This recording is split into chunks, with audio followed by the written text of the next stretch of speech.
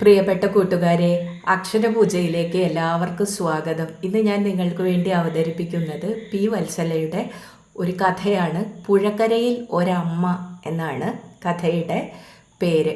എന്നും തൻ്റെ മകനെ കാത്തിരിക്കുന്ന ഒരമ്മയാണ് കഥയിലെ പ്രധാന കഥാപാത്രം.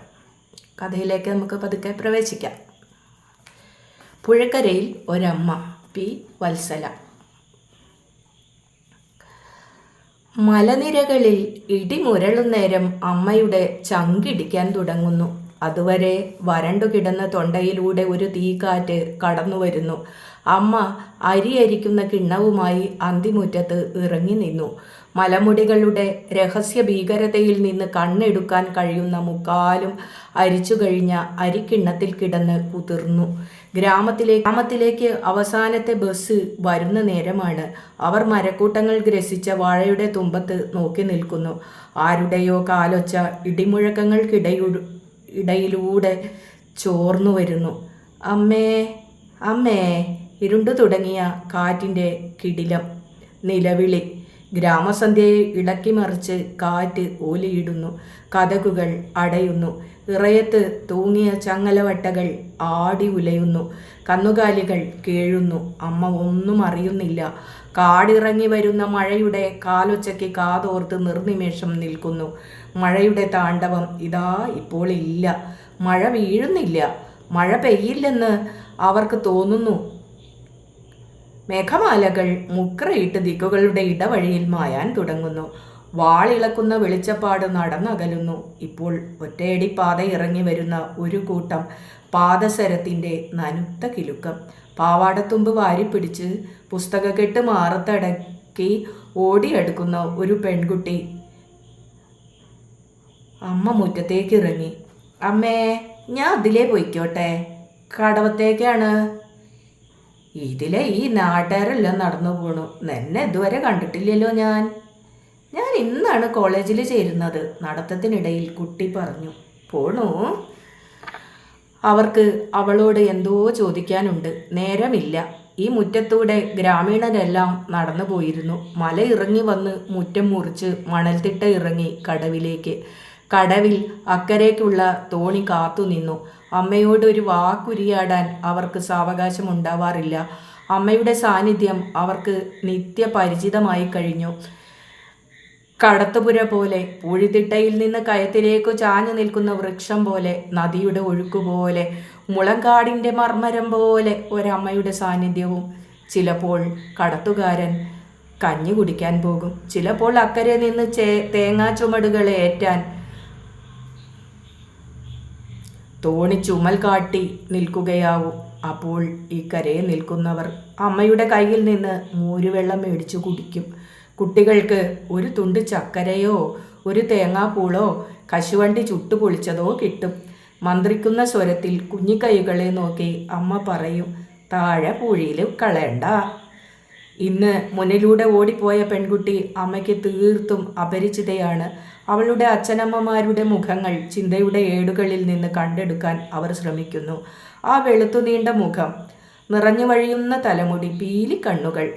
ഒരു ദീർഘനിശ്വാസത്തോടെ അലകളുടെ ഇളക്കത്തിൽ ശ്രദ്ധിച്ച് അമ്മ നിന്നു. കലത്തിലെ വെള്ളം ആവിയായി കലാശിച്ചിരുന്നു. പിറ്റേന്ന് വൈകുന്നേരം 5:30 ബസ് കുന്നിൻ്റെ ഉമ്മറപ്പടി വന്നു നിൽക്കുന്നേരം അമ്മ മുറ്റത്തിറങ്ങി കാത്തുനിന്നു.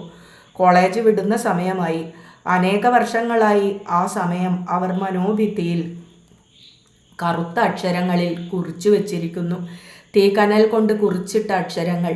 തുലാക്കാറ്റ് ഇന്ന് മലഞ്ചെരുവുകളിൽ മടങ്ങിക്കിടപ്പാണ്. ആകാശത്തിൻ്റെ നിരപ്പിൽ ആണ്ടുപോയ ഒരു സൂര്യനെ കാണാൻ അവരുടെ മിഴികൾ പാഴ്ശ്രമം നടത്തുന്നു. ഓടി ഇറങ്ങി വന്ന് കിതപ്പാറ്റാൻ ശ്രമിച്ചുകൊണ്ട് പെൺകുട്ടി പറയുന്നു, ഇന്ന് മഴ വരണ ലക്ഷണമില്ല.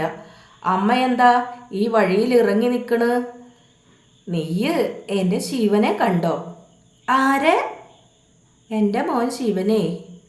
അവൾ അമ്പരപ്പോടെ അമ്മയെ അടിമുടി നിരീക്ഷിച്ചു. അമ്മ തൻ്റെ പേരക്കുട്ടിയെക്കുറിച്ചാവുമോ ചോദിക്കുന്നത്? മോള് ശിവനെ കാണാതെ ഇരിക്കില്ല. ഏത് ആൾക്കൂട്ടത്തിൽ നിന്നാലും അവൻ്റെ നെടിയ ശരീരം കണ്ണിലുദിക്കും. നീല വരയുള്ള ഷർട്ടും കറുത്ത കരയുള്ള ഡബിൾ മുണ്ടുമാണ് അവൻ ധരിച്ചിരിക്കുന്നത്. അവൾ തെല്ലമ്പരപ്പോടെ പാതി തുറന്ന ചുണ്ടുകളുമായി അമ്മയെ നോക്കി നിന്നു. അമ്മയുടെ മിഴികൾ തിളങ്ങി. തുടുത്ത മൂക്കത്ത് വിയർപ്പുമണികൾ. കണ്ണും കാതും പ്രജ്ഞയും ഒരു നാരായമുനയിൽ കേന്ദ്രീകരിച്ച് അവർ വീണ്ടും ചോദിക്കുന്നു. അവൻ്റെ മണിക്കണ്ഠത്തിൽ ഒരു മന്ത്രിച്ച ചരട് കെട്ടിയിട്ടുണ്ടാവും. ഞാൻ നിർബന്ധിച്ചു കെട്ടിക്കൊടുത്ത രക്ഷയാണത്. അത് അഴിച്ചു കളയാൻ എൻ്റെ മോൻ ശ്രമിക്കില്ല. അവൾ പുസ്തകങ്ങൾ മറ്റേ കൈയിലേക്ക് മാറ്റി. ചുമലിൽ വീണുകിടന്ന ഒരു ചപ്പില നിലത്തേക്ക് എറിഞ്ഞു. കാറ്റിൽ പറക്കുന്ന അളകങ്ങൾ ഒതുക്കി എന്താണ് പറയേണ്ടതെന്നറിയാതെ പരുങ്ങി. പൊടുന്നനെ അവൾ പറഞ്ഞു, അതാ തോണി ഇക്കരെ എത്തി. നാളെ ഞാൻ ശിവനെ കണ്ടുപിടിക്കും. അമ്മയോട് വിവരം പറയും. അമ്മ അവളെ ചെറുപുഞ്ചിരിയോടെ യാത്രയാക്കുന്നു. നല്ല ചൊറുചൊറുക്കുള്ള പെൺകിടാവ്. ശിവന് അവളെ ഇഷ്ടാവാതിരിക്കില്ല. ചിലപ്പോൾ അവൻ അവളുടെ ഒപ്പം ബസ് കയറി നാളെ തന്നെ അങ്ങെത്തും. ഇപ്പോൾ ഈ ഗ്രാമത്തിലേക്കൊരു ബസ് വരുന്ന കാര്യം ഇതുവരെ അവൻ അറിഞ്ഞിരിക്കേയില്ല. രാവിലെ തെങ്ങ് ചെത്താനെത്തിയ കേളുവിനോട് അമ്മ പറഞ്ഞു, എനിക്ക് കുറെ മധുരക്കള്ള് വേണം. അമ്മ ചക്കര കുറുക്കാൻ പോണോ? മോനെ, എൻ്റെ ചക്കരക്കലങ്ങൾ കുറേ നാളായി ഒഴിഞ്ഞു കിടക്കണു. ശിവൻ വരുമ്പോഴേക്കും ചക്കര കുറുക്കണം. കേളു അമ്പരപ്പോടെ അമ്മയുടെ മുഖത്ത് നോക്കി. അമ്മയ്ക്ക് ചെറുപ്പം വെച്ചതുപോലെ കവിളിൽ തുടുപ്പ്, കണ്ണിനു തിളക്കം. നെറ്റിയിലെ ചുളിവുകൾ മാഞ്ഞുപോയി. നെറ്റിത്തടത്തിൽ പതിവുള്ള ഭസ്മക്കുറിക്ക് പുറമെ അമ്മ ഒരു കറുത്ത ചാന്തുപൊട്ടും തൊട്ടിരിക്കുന്നു. കേളുവിൻ്റെ നോട്ടം കണ്ട് അമ്മ അരുമയോടെ ചിരിച്ചു. ശിവൻ മടിയിൽ കിടന്ന് മുല കുടിക്കുമ്പോൾ ചൂണ്ടാണി വരലോണ്ട് എൻ്റെ ചാന്തുപൊട്ട് പൊളിച്ച് വായിലിടാൻ നോക്കായിരുന്നു. അമ്മ അരുമ മകനെ മടിയിൽ വെച്ചിരിക്കുകയാണെന്ന് കേളുവിന് തോന്നി. അവൻ ഒരു ദീർഘനിശ്വാസം ഒളിക്കാൻ മുഖം തിരിക്കുന്നു. അന്ന് വൈകുന്നേരം രാധാമണിയെ എതിരേറ്റത് കുറുക്കുന്ന ചക്കരയുടെ മധുര ഗന്ധമായിരുന്നു. ഒരു കൈ കലത്തിൽ കറങ്ങുന്ന ചട്ടുകത്തിലും മിഴികൾ വഴിക്കാവലിലുമാണ്.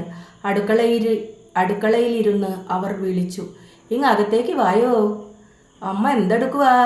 ചക്കര കുറുക്കുന്നത് അവൾ ഒരിക്കലും കണ്ടിരുന്നില്ല. ഗ്രാമാന്തരീക്ഷത്തിൽ നിന്ന് അവൾ ജനിക്കുന്നതിന് എത്രയോ മുമ്പ് തന്നെ മധുരക്കരിമ്പിൻ്റെ മണം മാഞ്ഞുപോയിരുന്നു. ഇത് ചക്കര ആയിട്ടില്ല. നാളെ വൈകുന്നേരം ആവുമ്പോഴേക്കും ഉറയ്ക്കും. അതിനു മുമ്പ് അവർ കൈ നീട്ടി തളികയിൽ വിളയിച്ചു വെച്ച മധുരമുള്ള അവളുടെ മുമ്പിൽ വെച്ചു. തിന്നോളോ, നല്ല മധുരം ഉണ്ടാവും. തേങ്ങ ചിരണ്ടിയിട്ടിട്ടുണ്ട്. ഇത്തിരി ഇരുന്നാൽ കാപ്പി ഉണ്ടാക്കിത്തരാം. വേണ്ട, ഇപ്പം തന്നെ നേരം വൈകി. ബസ്സിന് നേരെ ഇന്ന് കല്ലേറുണ്ടായി. കല്ലേറോ? ആരാ കല്ലെറിഞ്ഞത്? ആൺകുട്ടികൾ. അവരെ കയറ്റാതെയാ ബസ് നീങ്ങിയത്. അമ്മ പൊടുന്നനെ എണീറ്റു നിന്നു. ശിവനുണ്ടായിരുന്ന മോളെ കൂട്ടത്തിൽ? അവൾ നാക്കു കടിച്ചു.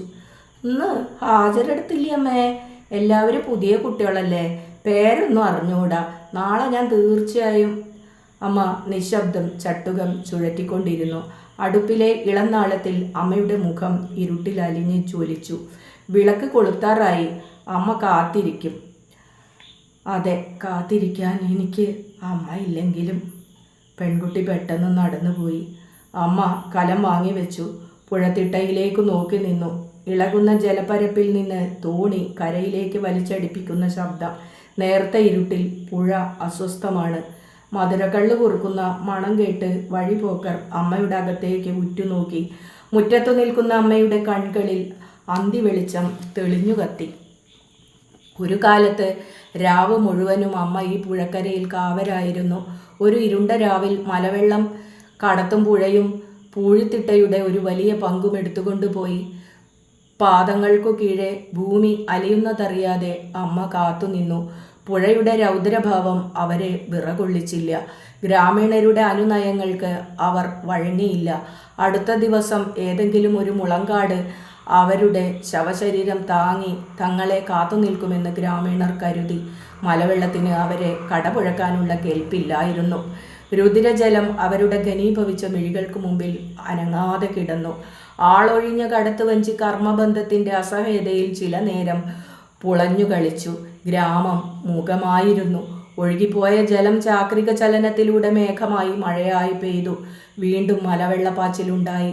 പഴയ ലഹരിയില്ലാതെ, കരുത്തില്ലാതെ തിരിച്ചു വന്ന ഋതുക്കൾക്കിടയിൽ നഷ്ടപ്പെട്ട മകൻ മാത്രമുണ്ടായിരുന്നില്ല. ഗ്രാമത്തിലെ മുതിർന്ന കിടാങ്ങൾ നഗരം തേടി പല വഴിക്ക് പോയി. വരും വസന്തത്തിനൊപ്പം മകൻ തിരിച്ചെത്തുമെന്ന് അമ്മ കാത്തിരുന്നു. കോളേജിൽ നിന്നും മടങ്ങുന്ന യുവാക്കളോട് അമ്മ ചോദിച്ചുകൊണ്ടിരുന്നു, ശിവൻ എവിടെ? എൻ്റെ മോൻ ശിവനെ കണ്ടില്ലല്ലോ. ശിവൻ തിരിച്ചു വരുമെന്നോ ഇല്ല എന്നോ ആരും പറഞ്ഞില്ല. അവർ അമ്മയുടെ മുറ്റത്തോടെയുള്ള നടപ്പ് മതിയാക്കി. പുഴത്തിട്ട വലം വെച്ച് ആയിടെ പണിയിക്കപ്പെട്ടിരുന്ന താൽക്കാലിക പാലം കടന്ന് ഗ്രാമത്തിൻ്റെ അങ്ങേക്കരയ്ക്ക് പോയി മറഞ്ഞു. വേലിയേറ്റങ്ങളും വേലിയിറക്കങ്ങളും അമ്മയുടെ ദിനസരിയിൽ നിന്ന് മാഞ്ഞുപോയി. കാത്തുനിൽപ്പിൻ്റെ ഉറച്ച തീരങ്ങളെ ഒഴുക്കെടുത്തുപോയി. അമ്മ വീട്ടുമുറ്റത്തൊതുങ്ങി. അമ്മ പുഴയുടെ മണൽത്തിട്ടയുടെ, മരിച്ചുകൊണ്ടിരിക്കുന്ന മുളങ്കാടിൻ്റെ, ഒടിഞ്ഞു വീഴുന്ന തോണിപ്പുരയുടെ, പകിട്ടറിയാത്ത വസന്തങ്ങളുടെ ഭാഗമായി. വഴിപോക്കരുടെ മുഖങ്ങൾ മാറി. അമ്മയ്ക്ക് അവർ പേരില്ലാത്തവരും വേരില്ലാത്തവരുമായി.